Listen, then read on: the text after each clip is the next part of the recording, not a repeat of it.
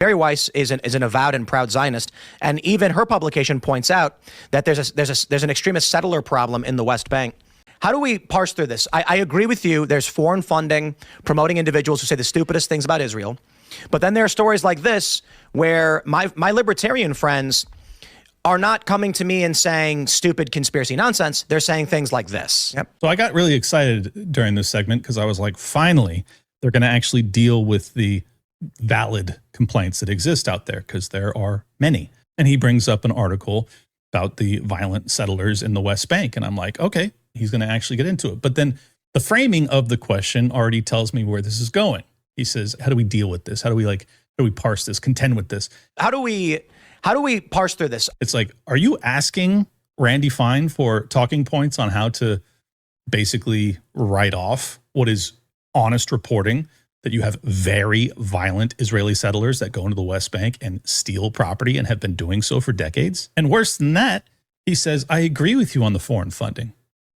Why? I agree with you. There's foreign funding promoting individuals who say the stupidest things about Israel. Why do you agree with him that there's foreign funding that is creating animosity towards Israel in America? How do you know that? I've heard him say it a dozen times. I've never seen any proof. He's never proffered any proof. Has anybody? This is a legitimate issue that people should have concerns about. But the most pernicious form of anti-Semitism is when every other country does it, it doesn't bother you. But when Israel does it, you lose your mind. I mean, this part drove me absolutely up the fucking wall. He says, yeah, this is a legitimate issue that you should be concerned about. That's it. And then he immediately pivots to, this is the most pernicious form of anti-Semitism, because you're only bothered by it when Israel does it.